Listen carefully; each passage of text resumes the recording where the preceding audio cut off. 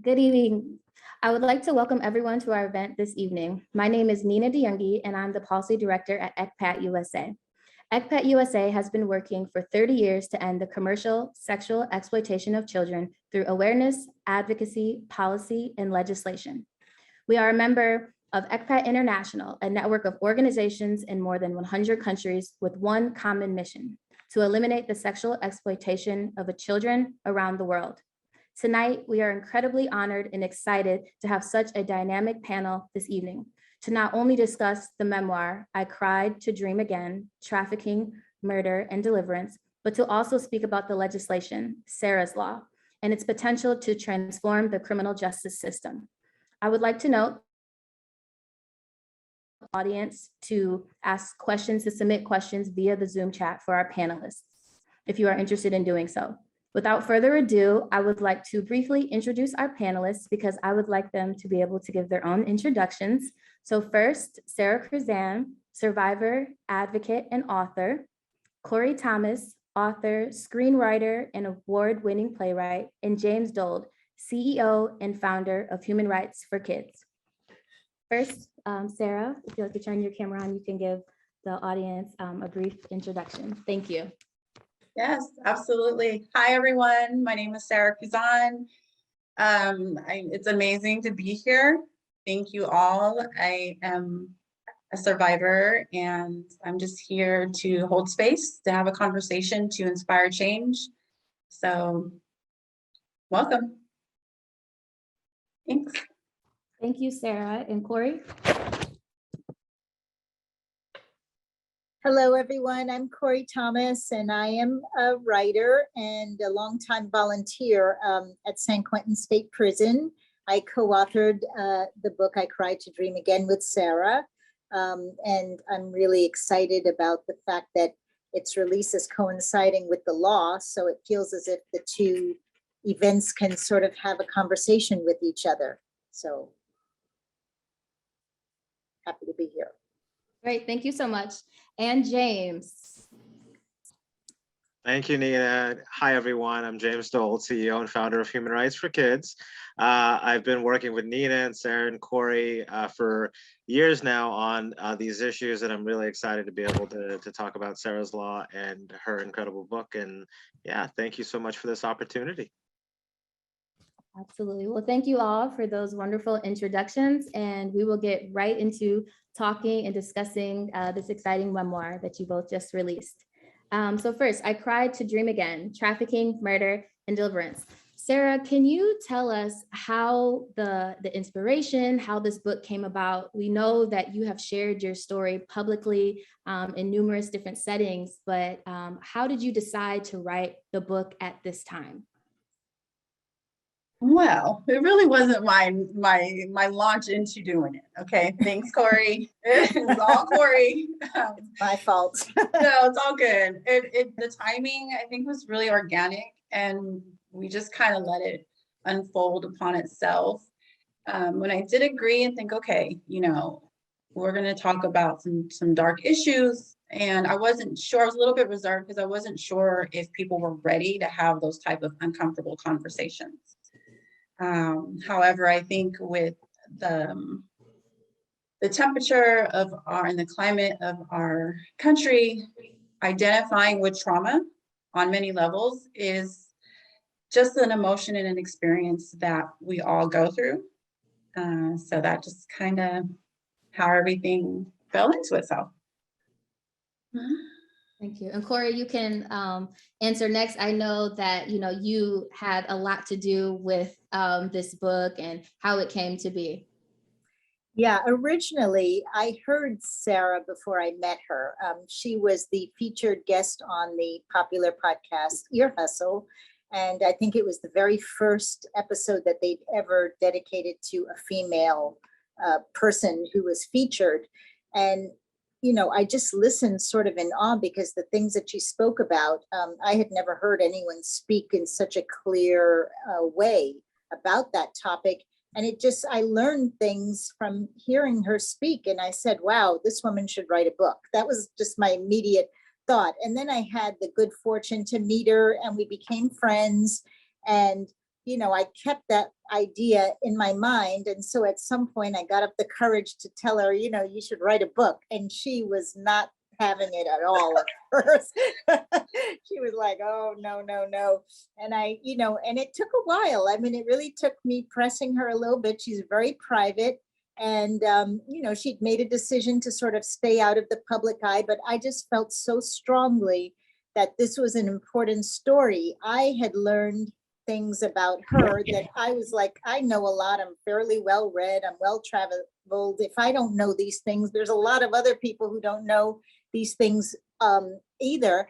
And then I had my own situation, which is not even close. It doesn't even scratch the edge of Sarah's experience, but I had an experience when I was 16 and I shared it with her. And I told her that, it was one of those, it was during the whole Me Too people coming forward and speaking. And I came forward to support somebody else who had come forward. I had never had any intention of sharing my story publicly, and it became a whole thing. So I understood what it was to have the public eye, knowing something very shameful that you've kind of kept secret about yourself.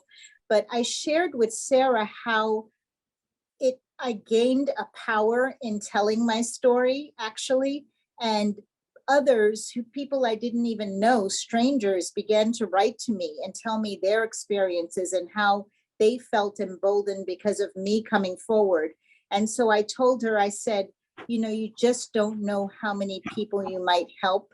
And I think that's what sort of, when I shared with her what had happened with me and how my whole view of the whole situation had changed, I think that's how, we sort of decided to go through it together. And I mean, we really just went through it together. It's been a journey, both of us, sort of holding each other's hand and, forging forward. It's not an easy story. It wasn't easy for her at all. And I was pretty merciless. I pushed her a lot because I just wanted it to be so clear. I wanted for people to be able to step in her shoes and understand, because I felt that was the best way a person could understand what was so wrong about what happened to her. So anyway.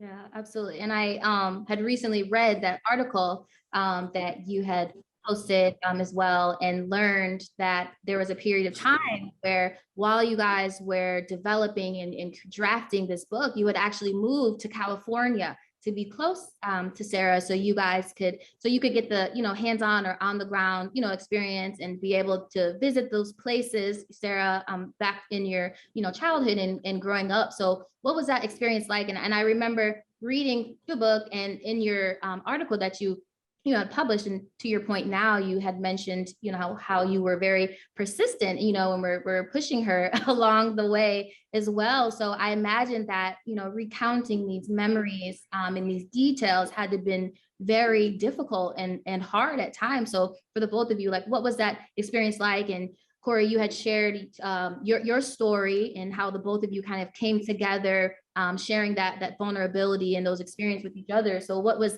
that experience like, coming together and then being able to write this story together? What were those feelings like? Well, I just wanted to understand myself what she had gone through, and I felt the easiest way was to be able to see, as much as I could. And I mean, Sarah is just such a gracious and generous person with her life and with her story. Once she decides to share it with you, she allowed me in.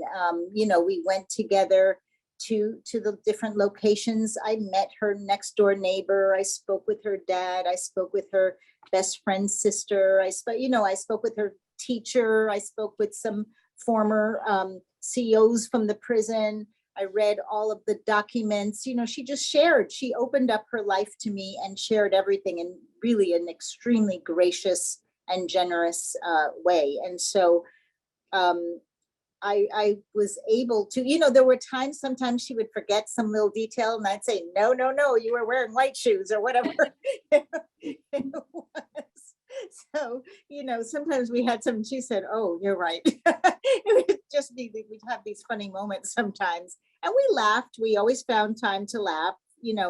I having volunteered in a prison for a long time, I kind of, we get certain things and can laugh about certain things from that kind of insider point of view. So we were always able to sort of break the hard stuff we were talking about with, you know, levity and humor, and this is where we are now and that was then, and, you know, that sort of thing. But it was a long, hard road, and we went through a lot, you know. Absolutely. Well, thank you for sharing that. So Sarah, I want to move to the topic of talking about the cycle of trauma and abuse. And throughout your story, your book, you talk about the cycle of, you know, physical abuse that resulted from your mom, and the story that we know about, the sexual assault and violence that you experienced from men. And this had made me think about the phrase trauma bonding. And I am curious, kind of, what are your thoughts there in explaining that and that relationship, especially at such a long age, or at a young age? What is that kind of dichotomy there that exists, especially for children? And I think that trauma is, you know, a topic that still requires a lot of understanding and education from the general public. So I'm curious as to, you know, how you explain that, especially at such a young age 11, and then to 16 and throughout your entire life now. I think that's wonderful. I really think that one of the core things about what causes any kind of difficulty or reserve or feeling inadequate, or just that, like, you know, we want to protect ourselves and not really show the level of vulnerability, because we don't know how that Pandora's box is going to explode. And so the beauty about really delving into this book, it was, let's get past the pretty presentation of child sexual exploitation. Let's get past the, you know, the three-dimensional viewpoint that kind of keeps us in a space where we're identifying it with all about prevention, and we're using these almost like this indoctrinated language to communicate the difficulties, but we're not really engaging all of the senses that is experienced. Rather, you are on the receiving end of this particular depth of trauma, or you're on the projecting end of this trauma, or in between. And so that's how I believe, how, for me, understanding and being able to actually capture these emotions in a way that would be received was to go into some very dark places. And if we keep this type of topic uncomfortable, then we can create the change that is needed. If we continue to present in the way that has been, you know, this is what we do in the steps, then we'll continue to have this issue of basically like sacrificing our children, because it's really difficult to understand to me in perspective that it's 2022 and here we are still with so many who identify with being sexually exploited and trafficked. And yet if we can do the history, it's historical from the very beginning of slavery and child sacrifice, right? Rather, you're morally injuring children, verbally, emotionally. That's not just a physical abuse. It is layered and it is accumulative. And instead of isolating these particular experiences of trauma, identifying and connecting helps us to fully understand the depth of the trauma in each individual. It's an individualized, very personal experience, right? And I think that this book will help launch those type of in-depth, uncomfortable, healing conversations. For myself, it's a gift and it's a curse. The memory download of my physiological body, my emotional body, spiritual energy, my heart, you know, the intellectual awareness is very, very great on remembering past 11, right? So the intelligence of our body, like we understand the body keeps a score. At this particular, I challenge to say that it's almost like it's becoming a throwaway phrase because we've identified that the body keeps the score. Now let's create solutions as to heal the individual's need of how that body needs to release that score. And so, I think it's the depth of trauma. It's definitely the depth of trauma that is overlooked in our systems that don't identify what the child's needs are in ways, and the responses have become very sterilized, inhumane, and just the way that children are treated and the level of injury and the murdering of a soul, right?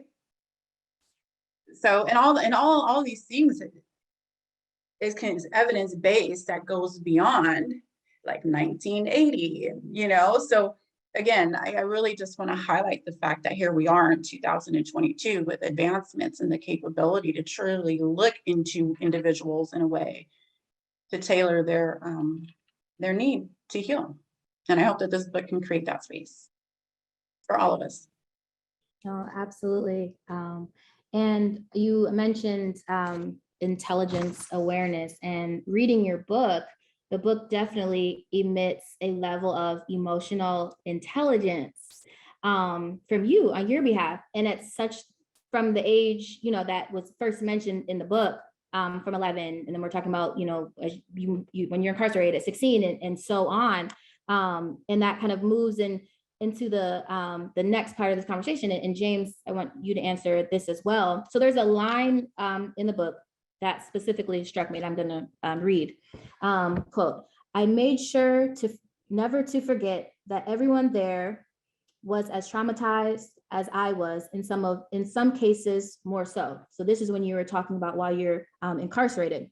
Right. And what's interesting to me is that you had more awareness of the trauma of others and how that may affect their behavior than the justice system ever showed you, and how the trauma was going to impact you both there and long term. And I think that you just so eloquently just spoke about that as well. So if you have any comments or feedback there. And James, the question I posed to you as we're talking about trauma, can you speak to the idea of trauma-informed sentencing and why that is so important? And we'll talk about that more throughout Sara's Law, but I wanted to give you the opportunity, both of you, to speak on that aspect, as this was definitely the nexus and one of the biggest pieces of Sara's journey here as well. Sure, I'll real quick. So I think the emotional intelligence that was experienced inside of prison, and I think it goes to the purity that wasn't able to be removed from me, despite of what my reality was reflecting. And so you go to the innocence of a child's heart. And I think that's where the strength comes in, because children can feel deeply. And I think just right now, I'm getting these goosebumps, and I just remember the weight. You can look at someone and you can see, oh my God, what's really happening. So feeling that in the prison, and how could they miss this? And to see that it was concentrated, right? This socially constructed reality system that was just completely harming people. And the majority of the women that I had met, with individuals in the prison, everybody, the human beings, they had been raped, just the physical abuse. Some of them ended up, HIV and co-infected, and the trauma and the way that people were treated. And it just one day of that type of experience for people who can feel that, well, it stays with you for the rest of your life. But if you begin to multiply that, and then you want to bring in the equation of that, the toxic experiences and what that trauma, oh my goodness. And these are the things that policy makers, it would benefit for them to understand the depth of it. James?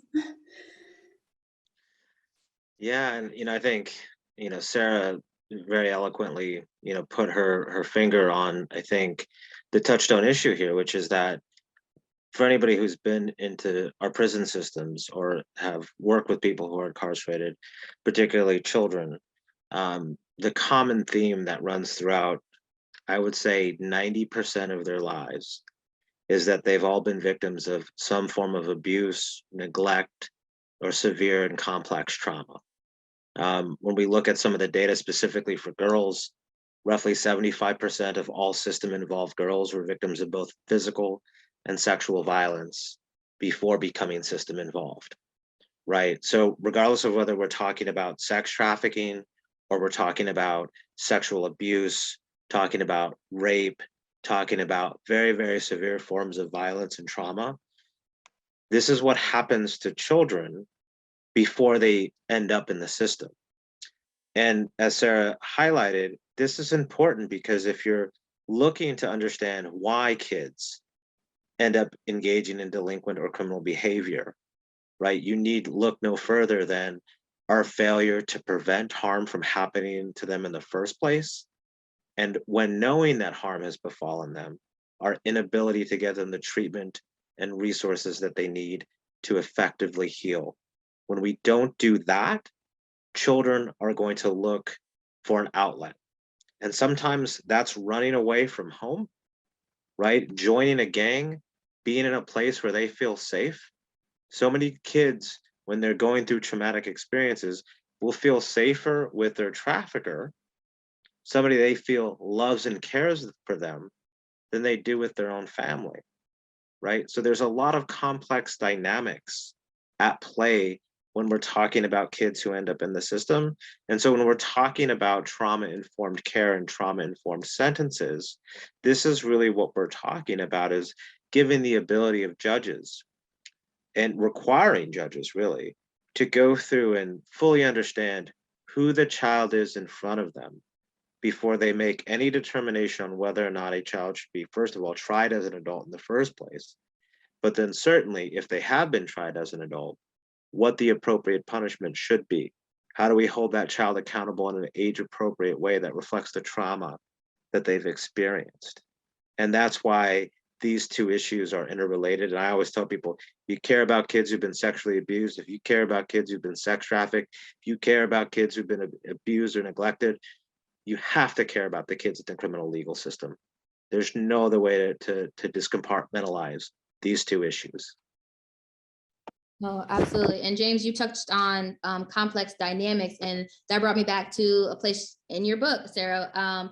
You had mentioned, James, you had just spoken about sometimes people felt more comfortable, with their trafficker, depending on, going back and forth between their home situation or what have you. And Sarah, in the book, I don't remember the exact quote, but you were, talking about in between leaving your mom's house and then going to Gigi, the traffickers. It was almost like this dynamic where I think you said that you felt like you were ultimately running from different versions of yourself there in between. And that goes, back to speak to that complex dynamic of the trauma and the relationships. And for a short period of time, you were also in the foster care system as well. So we talk about these failed systems, the child welfare system, the juvenile justice system, when you were had those experience, in and out of the hospital too, and how there was times when you weren't able to be your own, advocate and speak to what had actually been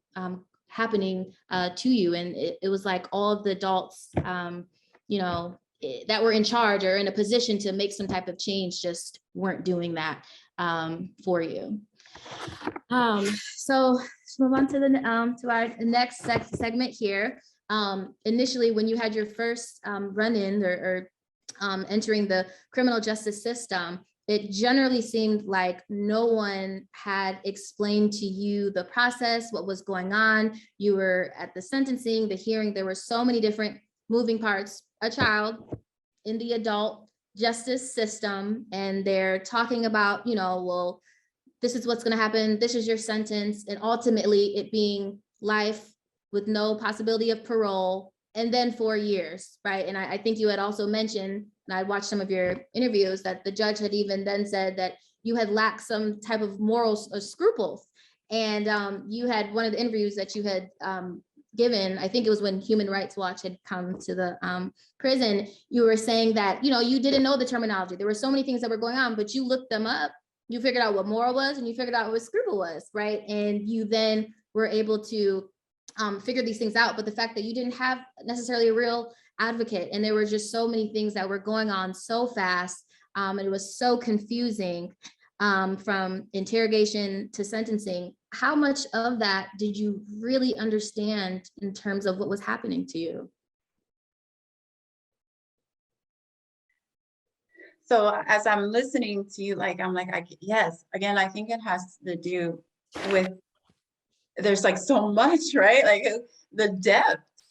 I think the depth and acknowledging that the system, the system is designed to use abusive tactics to break down the soul and the mental capacity of, adults. So when that's imposed upon children and the malleable, the adaptive, when their minds are in these spaces, and that the brain is like a sponge, you got to think about that. Like, who's really causing the harm? And if the adults who have this wisdom and these, this air of authority, you want to hold it, and you want to have morals.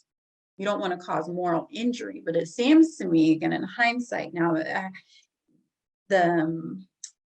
the policies are built in a cognitive dissonant manner to create confusion that's implemented with abuse, with the intention of not creating a space for true rehabilitation and healing, and identifying the unmet needs that brought the children, as the children there in the first place.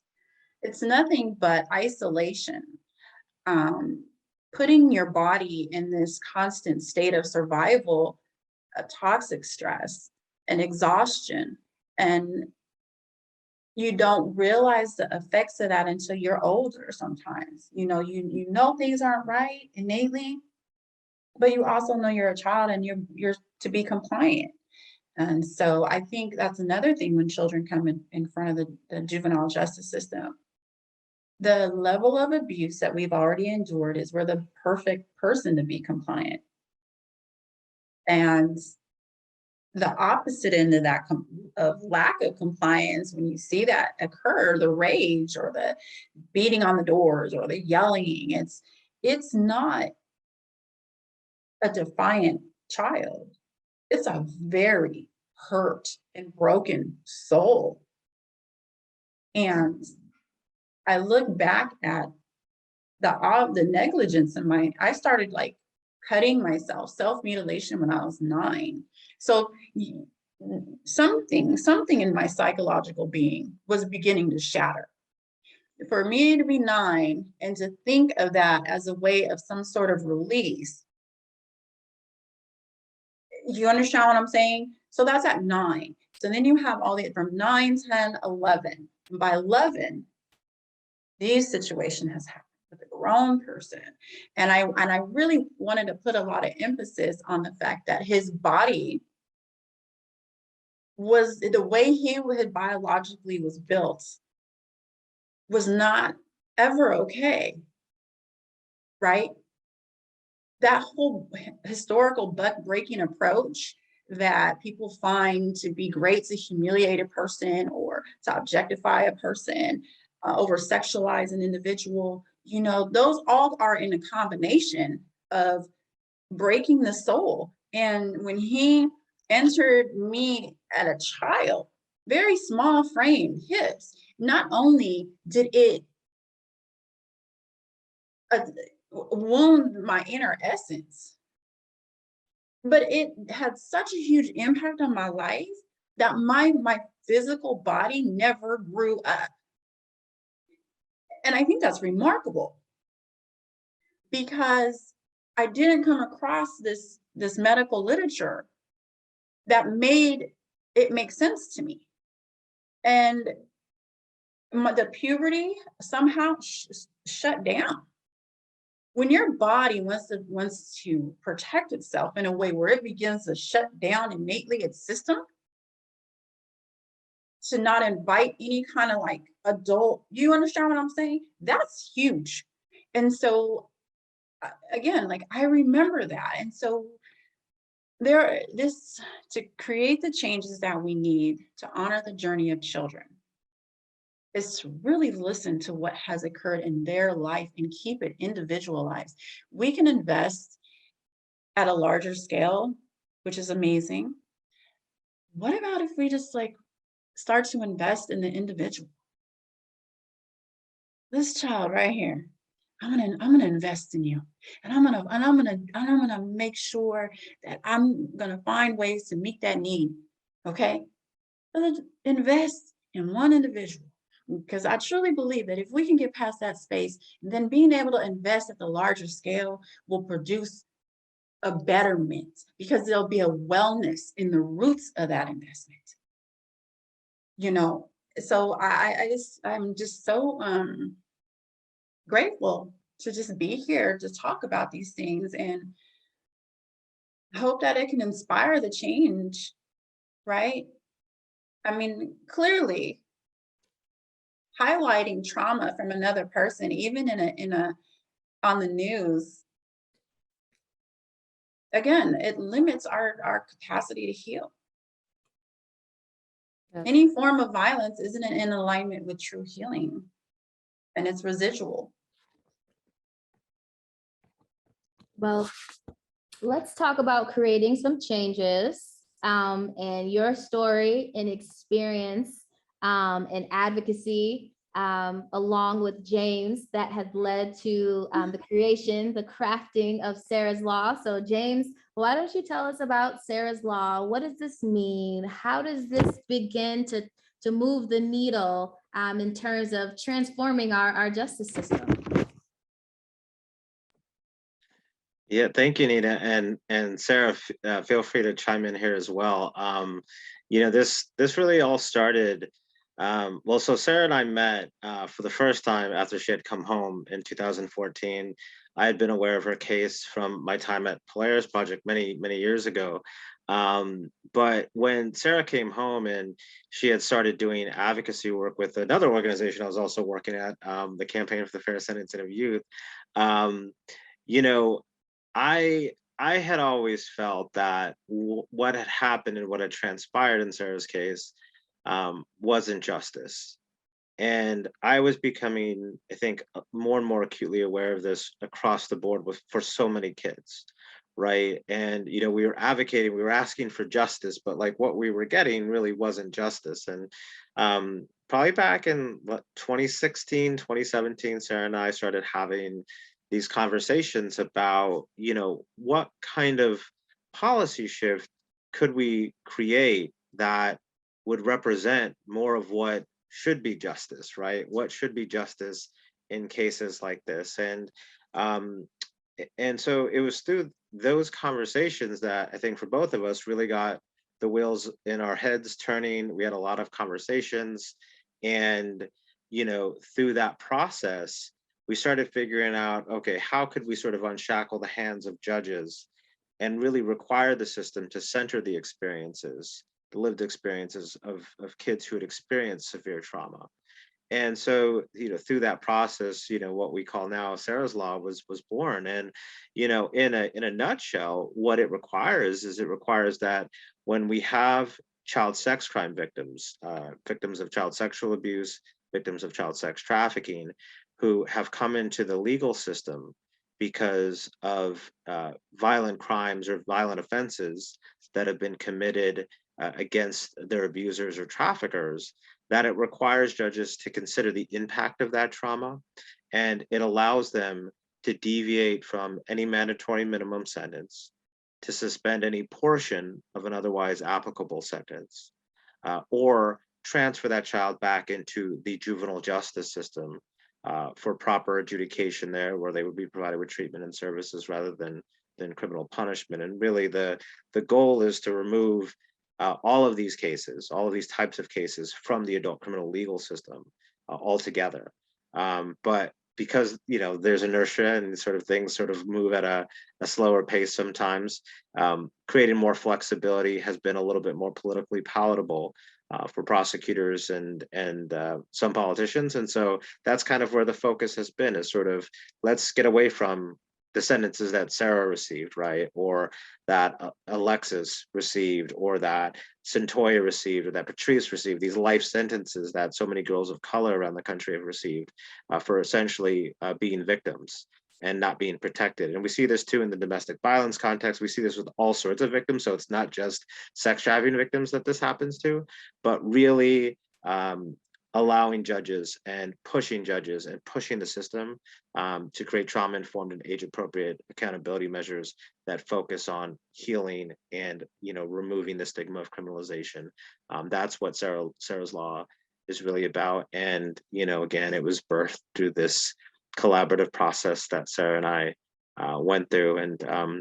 And yeah, and so I'm excited that there's momentum in Congress around it. And, you know, and the last thing I'll say on this, Sara, and I'd love for your thoughts on this too.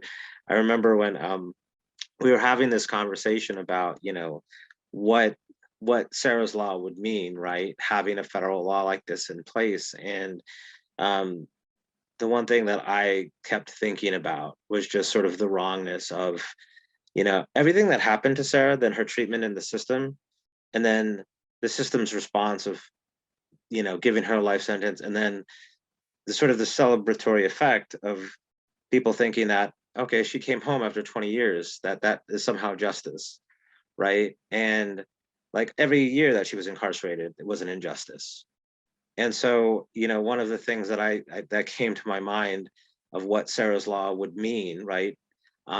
In many ways was a public apology for what she had gone through, a recognition that what happened to her and what has happened to other young girls and boys in similar situations is wrong, that it's a human rights abuse, and that it shouldn't have happened to them, and it shouldn't happen to any other child. And so through that public apology, it's laying a foundation for, you know, a better world for children who, you know, will come after them.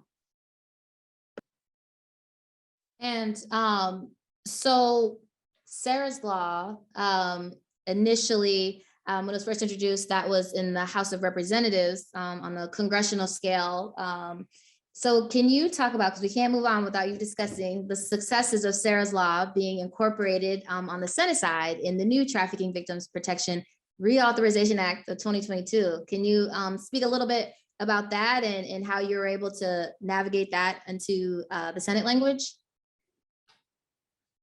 Sure, Nina, I'm going to ask you to join me in this though too. So there's a, because it's a collaborative effort, right? So there's a really great federal coalition that we have. ECPAT-USA is a part of it, A World Without Exploitation, the Campaign for the Fair Sentencing of Youth, the Anti-Recidivism Coalition, NJJN, R Street Institute. There's a lot of organizations. And the National District Attorneys Association is also supporting this. So we have partners in law enforcement and prosecutors as well. And so it's through everyone's collective effort, you know, we've made incredible strides. And I was talking with Doug Overby, who's a former U.S. attorney for the Eastern District of Tennessee under President Trump. He wrote a compelling op-ed where he talked about some of these cases and called on members of Congress to really focus and center the victimization of children in the system. So, you know, there's so many people who are part of this, but I'm going to kick it over to you. So you, if it's okay, just so I'm not answering. So if I can ask you that question, and then sort of center your response to this, because you all have been an integral part of this as well.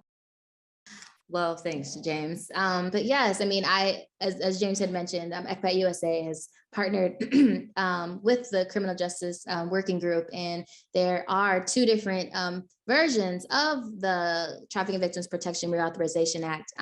But some of the language from Sara's Law and Preventing Unfair Sentencing Act, which is the full bill title, those provisions were placed into Senator Klobuchar's and Senator Cornyn's version of the TVPA reauthorization. So it was definitely, I mean, a pivotal and very inspired moment. And we're definitely excited to see Congress taking this issue up and looking at it, right, from a trauma-informed in a different lens that moves away from our the current punitive measures. So we're definitely excited to see that. And I will move on to the next point. Sarah, one of the pieces that was omitted from your original trial was the intimate battered partner defense, and had been talking about or brought up during your initial trial, that could have essentially, changed the course, because by omitting that, right, you were never looked at as a victim, nor able to talk about that relationship either, that had occurred between your trafficker. Did you want to speak a little bit about that?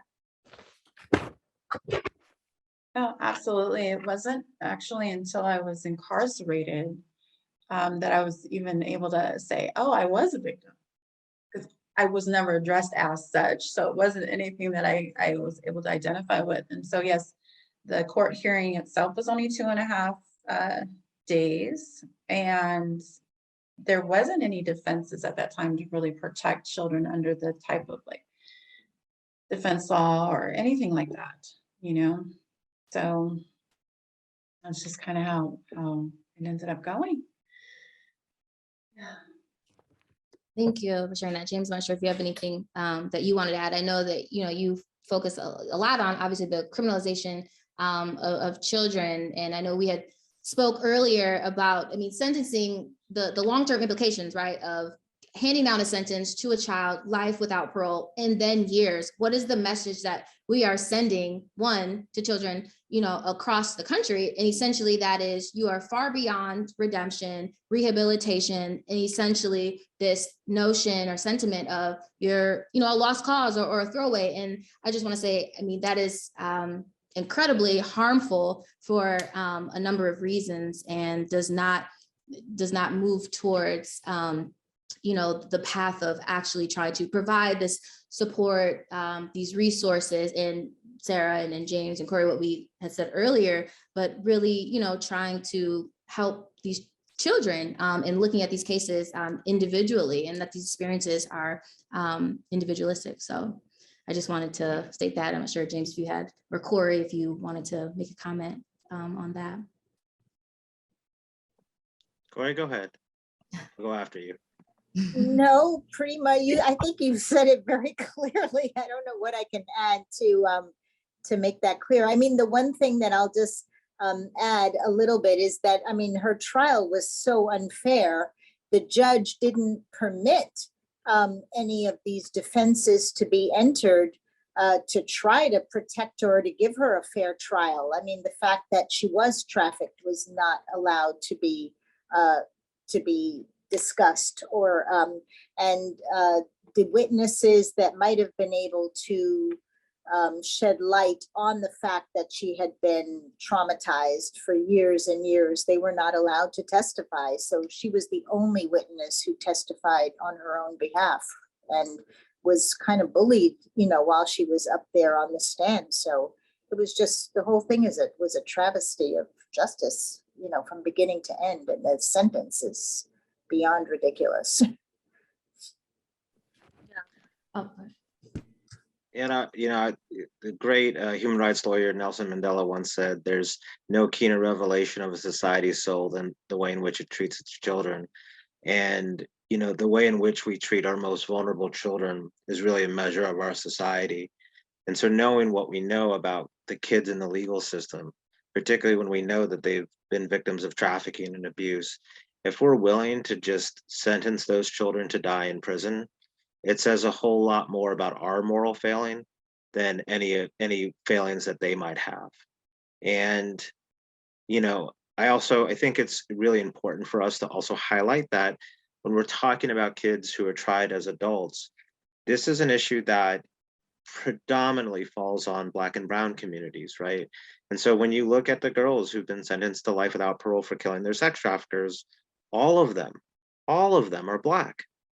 And, this is a really important component for us to keep in mind, because you can't compartmentalize this issue from racial justice issues. And right now there's actually several young women around the country who are facing the possibility of life imprisonment Crystal Kaiser in Kenosha, Wisconsin, where the sexual abuse, the creation of child sexual abuse material, the trafficking that she experienced has been downplayed by the prosecutor in that case in Kenosha County, Wisconsin.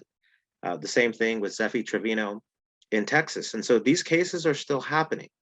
And what is happening in each of these instances is that the young women, the girls who are the victims and who are being prosecuted, they are being dehumanized, right? They are being treated as if they are not children.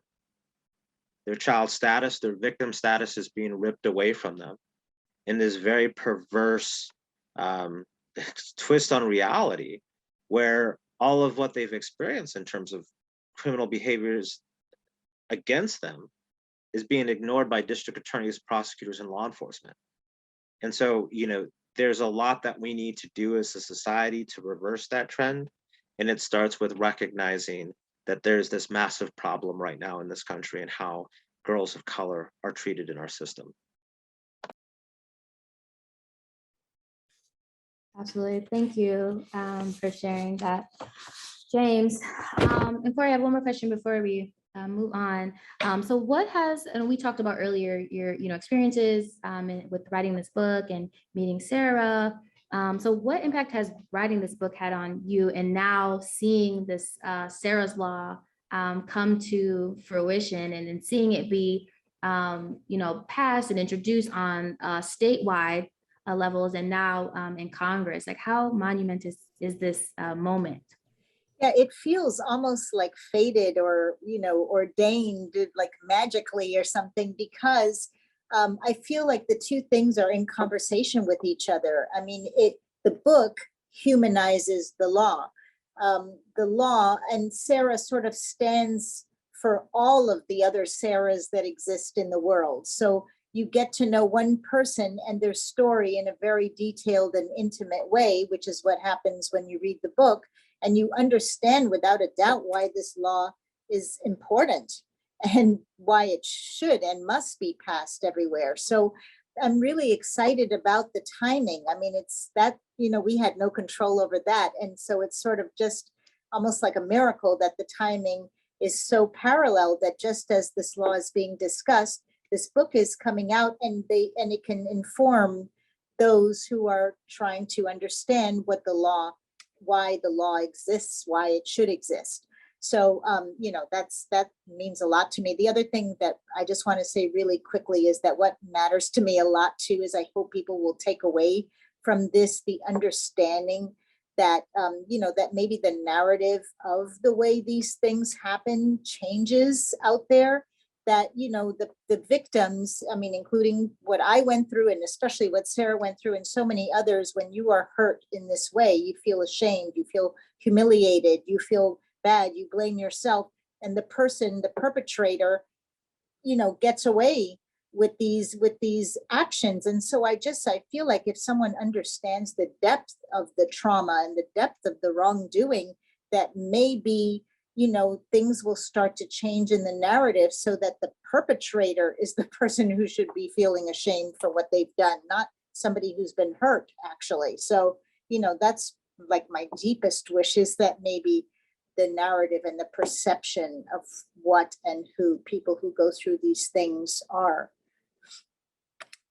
Absolutely. Thank you. I'm going to ask one more question, and then we're going to move to the Q&As. And Sara, I'm going to let you address the first Q&A. In the beginning, someone had asked if I could, explain the story for those who haven't read the book. And, I will yield to you to explain that story there. But for my last question or kind of comment here, so essentially your unyielding strength and resilience that you have maintained, I mean, while both admirable, but also incredibly devastating that you had to do that at such a young age. As I was reading the book, I just couldn't help but question and just really trying to contemplate how you were able to just persevere so many times throughout the most incredibly darkest moments of your hour.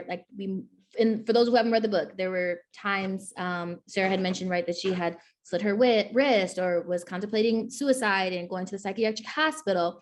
But through that, all of the different instances that happened, there was still some type of burning light or desire that you kept and held on to and just continued to just push through. And it was almost like you had a vision that you saw something that nobody else did that just kept you going. And can you explain that? Can you talk to us about that? It's phenomenal. Okay, I can feel it, right? Like my body's responding. I'm like, yes, the hope, the love. I think I was just so optimistically curious. I was like, God, this is horrible.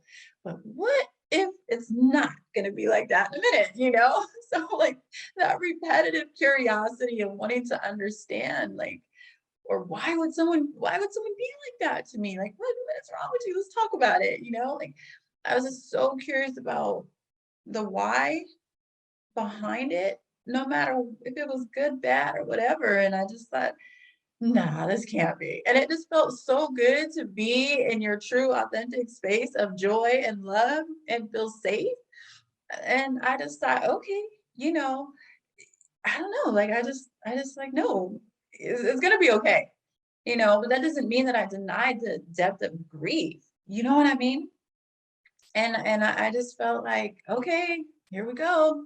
You know, here we on a mission. Whether my spiritual faith or understanding, I just think that if, you know, I felt that it's alignment for me. For me, my belief is that Jesus spoke a message of love, gentleness, which is in alignment with joy.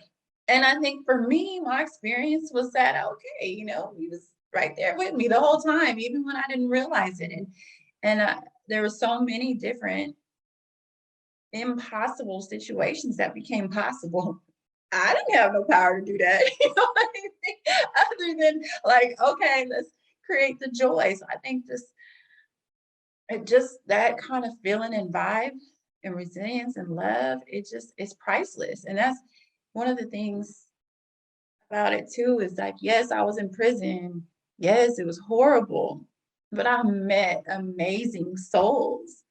You can't buy that. You know what I mean? Then so to me, it's just coming together and talking about it and finding the forgiveness for the person that causes that pain too, you know, on all levels. So yeah, that's just how it is, I think. Well, it's truly amazing. You know, we're able to find that. And you just spoke on forgiveness. And when I closed the book, one of the first things was she has so much forgiveness. She found the ability to still have that, to understand that this happened, or this person may have done this because of something that happened to them, which you also, you know, then spoke about in the book. And I think that that's really profound. And also at a young age, again, back to the emotional intelligence piece, that you were still, you know, able to kind of conceptualize and interpret that this was a result of something else happening, something that was due on to someone else. But thank all of you for sharing here. And Sarah, I'll hop into the first question. Like I mentioned earlier, someone had asked if you don't mind, you know, explaining your story and what had occurred. So which part about explaining it? Like, I don't, where do we start? Where would you like to start? I know. So we'll start in the book, you were talking about age 11, being groomed by the trafficker, your trafficker, mm-hmm. and him being known to the family and going through that process, and then being incarcerated essentially for the rest of your life until the intervention and people that came in to help. Eventually. I think the energy that had been surrounded for me that created the space to have Gigi come into my life at that age of 11, I think it was just because of the environment. I lived in a predatory type community that was undersourced and neglected and full of pain. And I think that pain finds a way to find a space to deposit. And I just happened to be the individual that accepted the pain that Gigi was carrying. And so the transference of that, right? Like, every interaction or every mental dialogue, or it's not just the act. I think, like, if we look at it from the scientific and mathematical space too, it's the energy. Energy doesn't die. it moves. So that's kind of how I see for me and my story now, right? Because my lens of looking at it, I'm working on not telling my story from a victim's perspective, because I haven't been able to heal what I needed to heal, holding that element of it. And so now I'm gonna share it about energy for me because it feels comfortable. And so the exchange of energy, and even with the individuals who look and seek for children, they're coming and bringing something. And that exchange, rather that's deposited on my face, in my mouth, on my skin, inside of my body, there's an exchange. And I'm gonna have, that's downloading and that's coding me. Okay, I'm gonna have to carry that. Am I gonna continue to download that same type of information to somebody else? Or am I gonna do my best to sit with it maybe, or find a way to healthily move that energy and shift it? And so that's kind of the emotional intelligence aspect of the experiences, from even the heavy chains of being incarcerated, or walking into the courtroom and it being heavy, right? It's like, it shifted for me. It just carrying all this. And so by the time I ended up inside of Chowchilla State Prison, the violence was heavy, right? I mean, it's something that's a whole nother space to create, to have a conversation about. But I think for me, it was just, like I said, being able to shift that. And I'm in the process of still learning how to heal in that space. You know, I think that the book, like Cori and I talked about it, the book talks a lot about the details. I think I'm at a point in my life now where really talking about the details might cause me more harm to lay it out right now in this space, because I'm going to honor what that journey for me was. And there's not enough time. Yeah.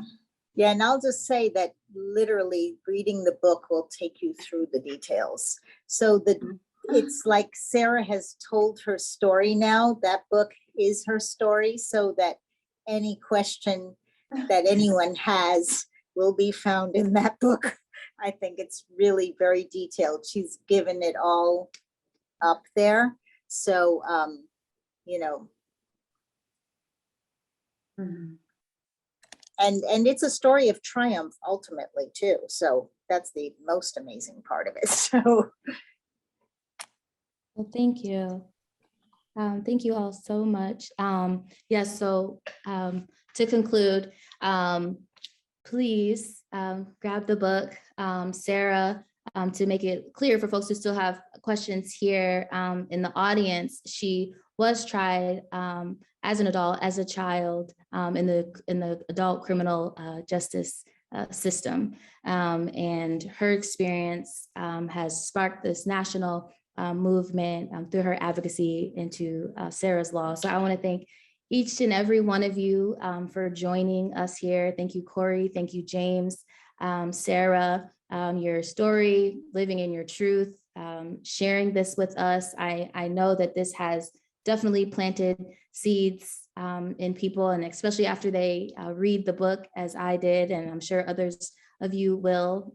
So thank you again for taking the time and sharing this story, and wish you all the best on your healing journey. So thank you. Thank you all of you for attending this evening. All right, have a good night. Bye-bye.